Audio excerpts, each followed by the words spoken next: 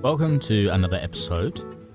In this one, Mr. Cat Mark 5 takes a chill pill, relaxes, does a little bit of looting, but most importantly he makes some brand new friends.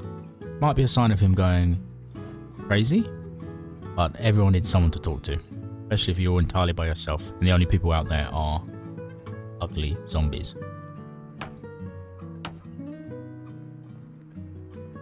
He spends the rest of the morning doing some carpentry around the house, putting up some barricades. He wants to feel secure, and with his new friends on the way, shortly, he needs to make sure that they are also safe from potential zombie hordes coming to eat them and their brains, and perhaps the delicious food that Mr. Cat Mark 5 also cooks, like his world-famous tuna and lemon stir-fry.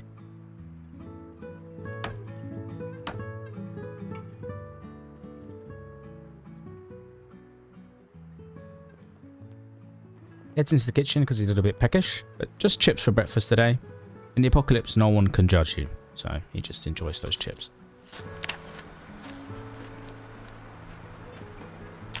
Gets outside, to dispose of some bodies. As he's dragging the corpses around, puts them in the pile, he looks up and stares into the empty face of the scarecrow. His friend. His new friend. The scarecrow.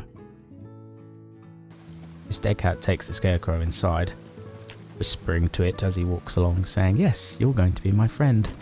You're my new friend. I'm going to put you right in the kitchen. I can see you every day for breakfast and lunch and dinner, and you can be there to welcome me when I get home. Give me a little wheaty little wave. Put him right here for now." What should we call the scarecrow? I haven't really thought about a name.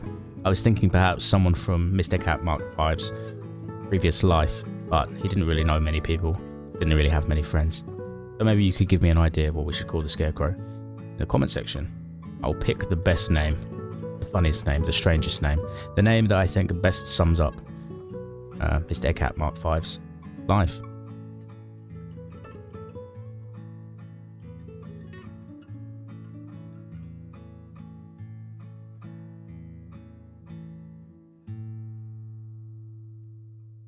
He heads outside to do some more carpentry. Going to chop down a couple of trees because he needs more planks for barricades. Simple stuff. Now he's got the axe, he can do it.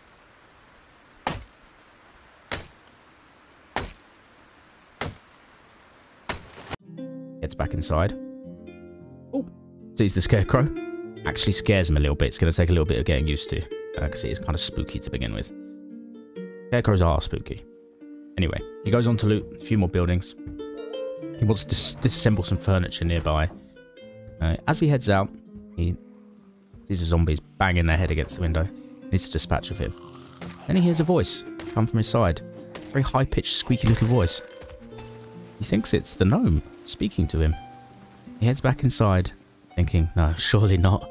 I'm going crazy. I'm just going to get on with my work. I'm going to go upstairs. I'm going to disassemble some more things.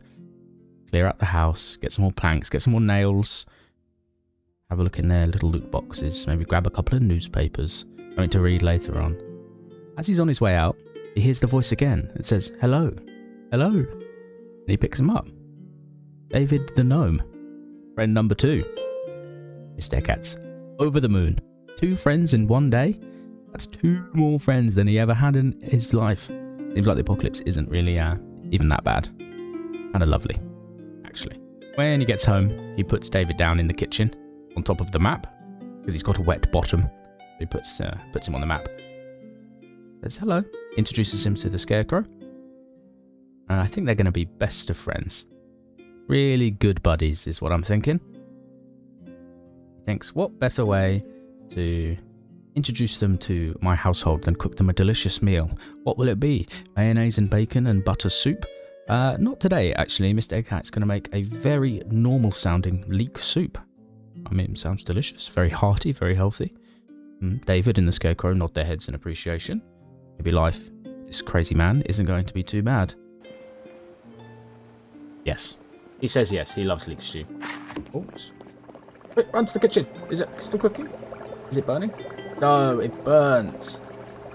Oh, not the leek stew. We burnt it. We're too busy reading about farming. You see him here running to the kitchen. Yeah, it's burnt. David and the Scarecrow go, yes, well, of course, this... Maybe you're a bit nervous around us. This is your first time cooking for guests, of course. Yeah. Does what any sane man would do, which is pick up the soup and then pour it straight onto the floor. David and the Scarecrow are now a little bit concerned for their well-being, being trapped in the house with this rather strange man.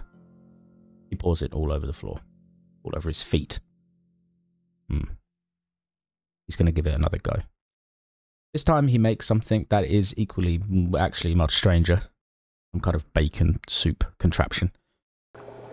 Almost done. It smells delicious. It has notes of pig and of cow and of fresh tomatoes. Right. When he finishes it, he drinks it straight out of the pot next to the oven. Doesn't actually give any to David or the Scarecrow at all. But I guess they aren't real, so they don't actually need to eat. Something like that. He heads back to read a book. And then he has an idea. Throws down his book. Runs to the kitchen. Sees David looking at him maybe a little bit judgmentally. And he walks over to the Scarecrow. Leans forward and gives the Scarecrow a little mwah. Maybe they can be friends. Maybe they can be more than friends. Maybe this is the long-lost Mrs. Egghat. With those thoughts in his head, he starts to plan his next moves. He writes down home. Now it really feels like a home. He's got his friends here. He marks off all the surrounding buildings he's cleared off. And notes that the ones behind haven't been cleared, which is the next plan of action. Hops over the fence, heads down, finds a baseball bat in the back of his car, and a map. Something about some son being missing. Actually quite grim. Makes him feel pretty upset. But he does have hopes that maybe he'll actually meet someone real out there one day. He heads inside and finds a food shop full of goodies, including this fridge that is just everything, all his favourite things. Butter, mayonnaise, delicious. Pops into the next door hairdressers in the hopes that maybe they'll have something good inside. Of course, not really that much here. Scissors and that. Clears out some zombies inside. Just a few stragglers. Nothing too spooky.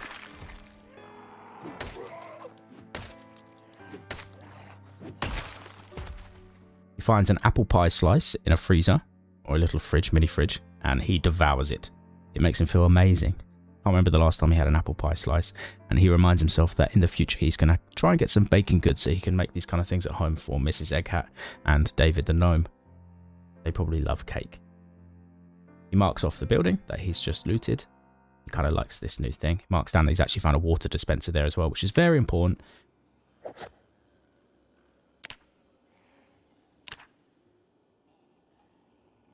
He also finds this place full of medical supplies, which is good, because the Scarecrow might need some help every now and then. Heads on down. These little upward stairs. Besides, he's going to have a peek upstairs just to see what's up there. Turns out it's just a bunch of apartments. But he sneaks in, because he can hear quite a few zombies knocking about, punching, growling, rummaging about in the different apartments. But he doesn't find very much. Just a few zombies behind some doors. Bits of loot here and there, some more food. Heads back outside. He wants to head to the bookshop because he's in desperate need of a carpentry book. So he notes there's an upstairs there. But he's going to look. He goes, wow, that is a lot of books. He loves books. He has a lot of books already, but these, as you can see, there's a lot more. He gets very excited. How to use generators. He also manages to find a how to use generators book, which is incredibly important because now he can actually use generators. Something that he had no clue about before. All he had to do is skim this magazine and now he can turn them on, which is amazing for when the power and water eventually turns off. Anyway, he heads home, David. Hello, Scarecrow. walks into the kitchen, gives Mrs. Egghat a little kiss on the cheek, says hello to David, Hello, and David. he decides it's time for some more jobs around the house. He's going to do a bit of organising. Realises he actually forgot a book, so he hops back over the fence. Back to the way he came. Heads inside. Realises they don't have the carpentry book he's looking for, which makes him feel really quite upset, actually. How unlucky do you have to be to not have the exact book that he was looking for, which was, by the way, Carpentry Mark 2, or version 2. So if you do see that in those clips, please shout at me in the comment section, because I must have just missed it, because I am an idiot. Anyway, he heads home, decides to burn some bodies in the back garden. It's actually one of his favourite pastimes now. He's thinking about how his life has changed, his new friends. Quite a peaceful moment. And then things get a little bit out of hand. Just a little bit out of hand.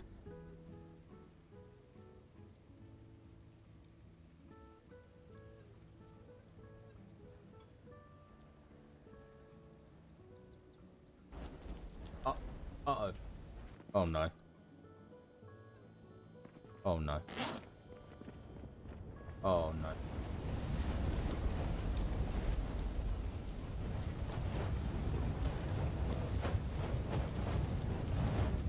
Oh no. Oh no. Oh no. Big fire, big fire, big fire. Can I use the water bottles? Please don't burn down my house. Please don't burn my house. Not with David inside. Not with David and Scarecrow inside. Oh god. Oh god. Oh god. Oh god. Oh god. Quick, get my water from the tap. Quickly, before it gets to the garage. Quickly.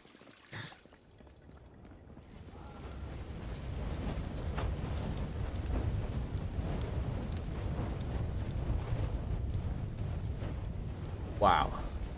Okay, well that was almost a disaster. I guess it's quite a hot day. Will it be okay to burn them here? Yeah. It's fine. Probably. Oh. Who are you? Where did you come from? What are you doing in my town? Hmm? What are you doing in my town?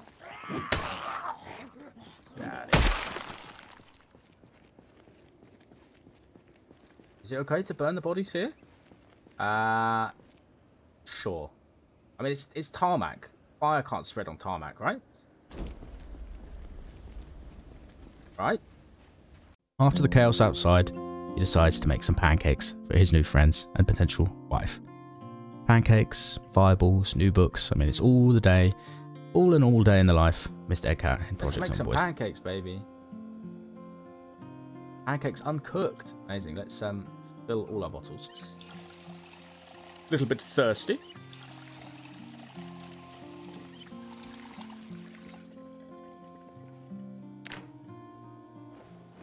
Have some delicious pancakes. What a treat, Mrs. Scarecrow. You love my pancakes, don't you, Mrs. Scarecrow? She tells me all the time she loves my pancakes. David's a little bit ruder. He doesn't usually say that kind of stuff. He keeps it all inside.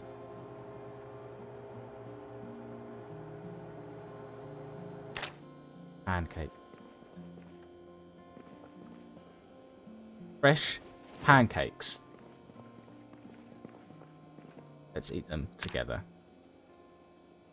Let's eat all the pancakes. Well, we're going to give them out to David and Mrs. Scarecrow too, of course. Thanks for watching. That's 2 episodes wrapped up, I think. Perfect. This one was a little bit spooky. We did a little bit of looting. We acquired David and Mrs. Scarecrow, our 2 best friends. I know the pancakes are very good. Thank you, guys. Thanks. And thanks for watching. I'll see you all soon. Bye-bye.